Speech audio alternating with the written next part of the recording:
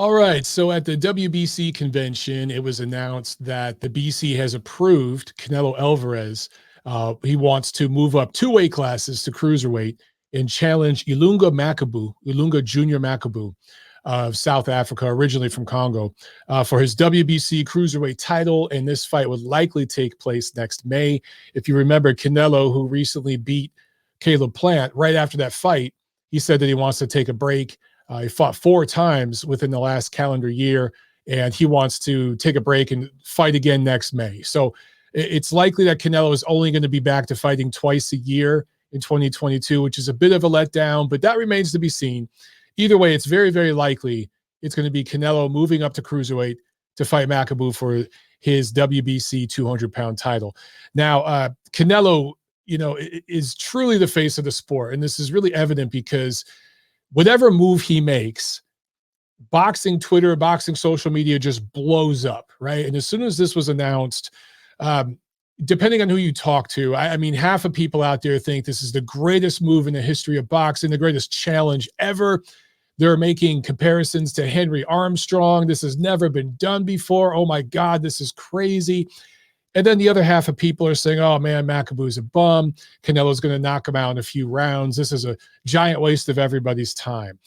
The truth, as usual, lies somewhere in the middle of all that. Okay, so let me give my thoughts on this. And to be clear, I mean, look, when this was first announced, my original gut feeling was just, oh, I don't like this, because it just feels like the typical 21st century weight jumping, weight title plucking moves that these guys make now, right? And I get it. That's the way the sport is marketed and promoted now. That's the way it goes. That's the business of boxing in the 21st century with the superstar level fighters. They just kind of do this. I, for one, don't like it. I like when a fighter sticks around in one weight class and fights all the top challenges there, whether those guys, the top challenges, have titles or not. I want to see a division get cleaned out. That's what I prefer.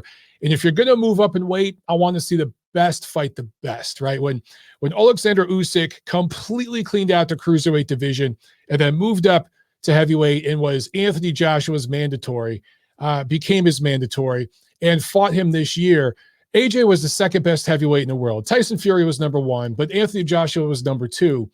And when Usyk beat him, he won 3 of the 4 belts. He couldn't get a crack at Fury because Fury was fighting Wilder for the 3rd time. But that's the kind of thing I want to see when a fighter moves up. When like, this wasn't a one-off for Usyk. He wasn't going to just go up one time and fight Trevor Bryan for a piece of the WBA title and then move back down to cruiserweight or something. He's a heavyweight champion. That's what I like to see when a fighter moves up. And to be clear, that's not what Canelo's doing here, okay? It's pretty obvious what this is. It's a business move. I don't hate this fight. I just don't love the fight either. I recognize it and appreciate it for what it is. It's a business move. It's that simple. And if you can't recognize that, I don't know what to tell you. But let me preface before I go any further, okay? Because some of the Canelo fanboys, you guys are getting a little too sensitive. Now, the Canelo haters are crazy. Canelo could literally move up and fight Anthony Joshua, Alexander Usyk, and Tyson Fury in the same weekend, and Canelo haters would find a way to trash it, okay? I'm not one of those guys. Clearly not, okay? And I recognize that they're ridiculous, but some of you Canelo fanboys are getting to be a little ridiculous too. You're starting to become like the Floyd Mayweather fanboys, the Manny Pacquiao fanboys, the Oscar De La Hoya fanboys. It's getting to be ridiculous, and you need to slow your roll a bit. Canelo's resume, like any other resume in the history of boxing, has some smoke and mirrors in it. It has some gaps in it. It has some asterisks. And it's okay for a guy like me to talk about the totality of the Canelo Alvarez story. In fact, that is my duty and my job as a member of the boxing media, to talk about these sort of things, okay?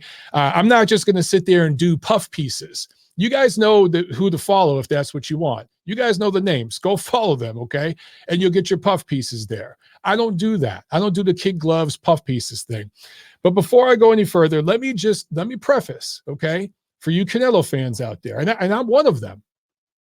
I'm a Canelo fan. Okay. Canelo is pound for pound the best fighter in the world right now. Now, notice I didn't say boxer. I said fighter. Canelo is pound for pound the number one fighter in all of fight sports, in all of martial arts, not just boxing, right now on earth. He is the premier attraction in all of martial arts.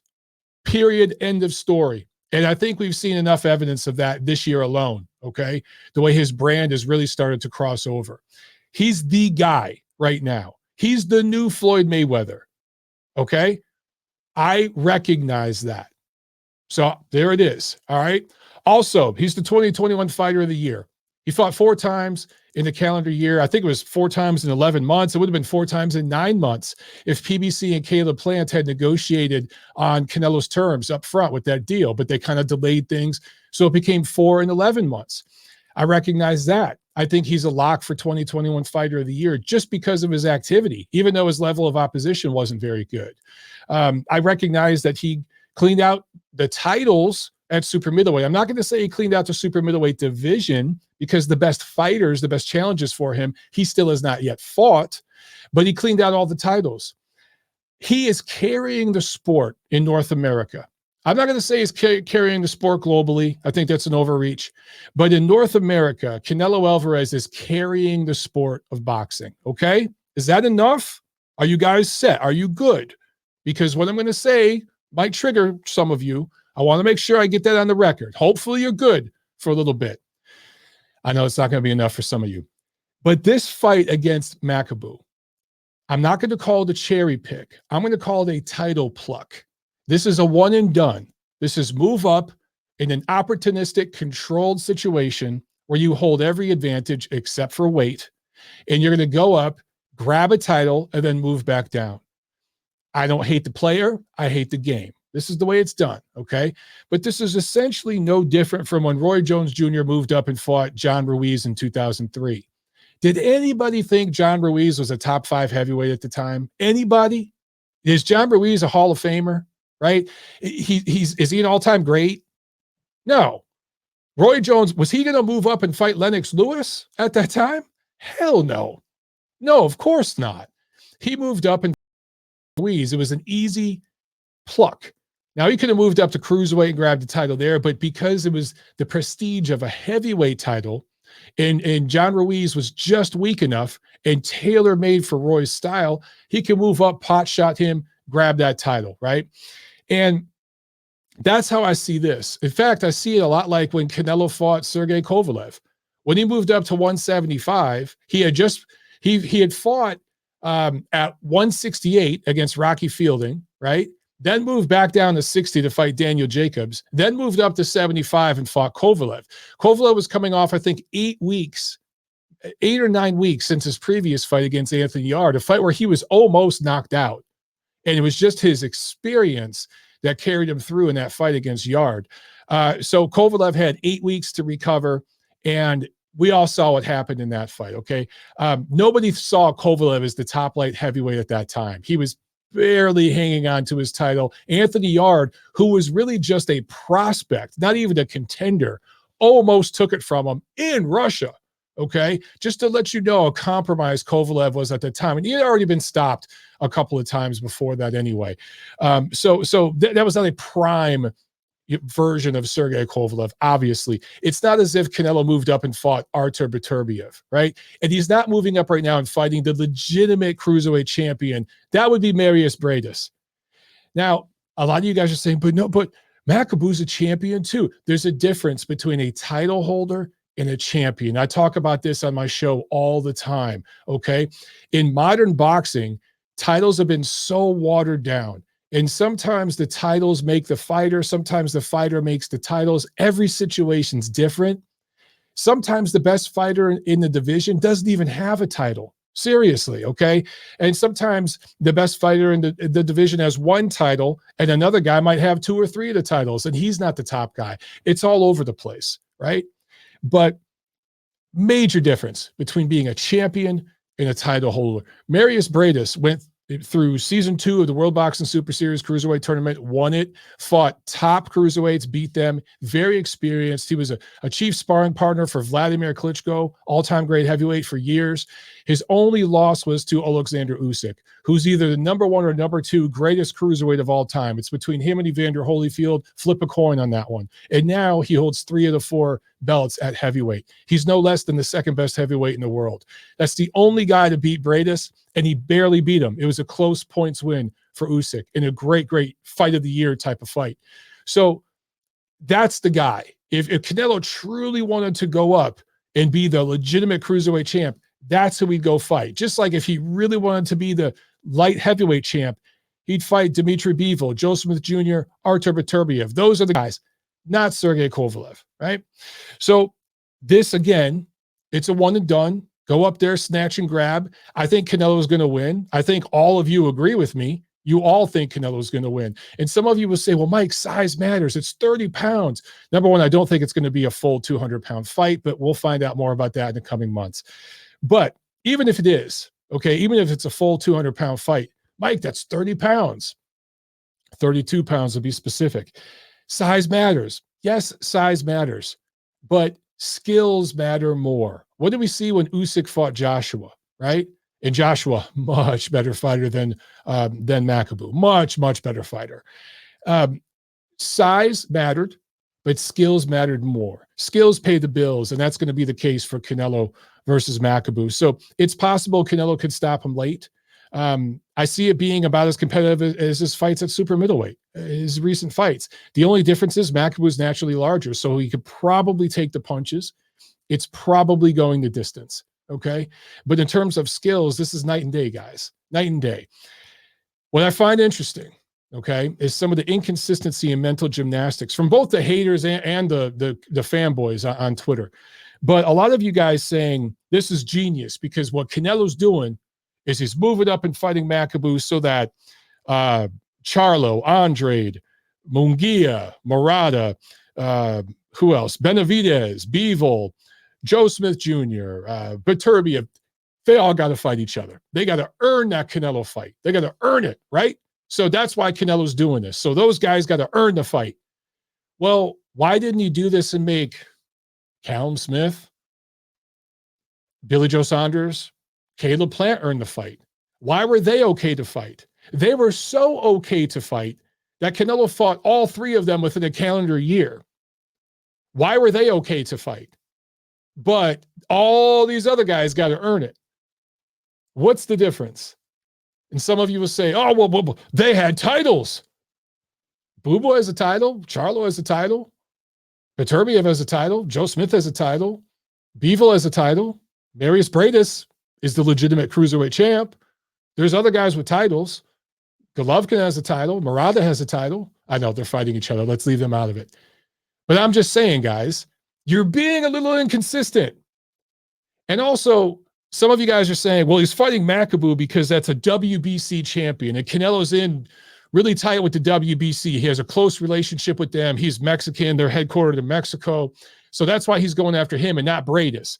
Well, that's also bullshit because Canelo had fought a bunch of guys at super middleweight who didn't have the WBC title. But if you go back to just 2015, when Miguel Cotto had the WBC middleweight title, Gennady Golovkin was his mandatory. Cotto wanted no part of Triple G at that point in his career. He didn't want to fight him, so much so that he paid him $500,000 to not fight. Literally said, here's $500,000 so I don't have to fight you. I'm going to go fight Canelo.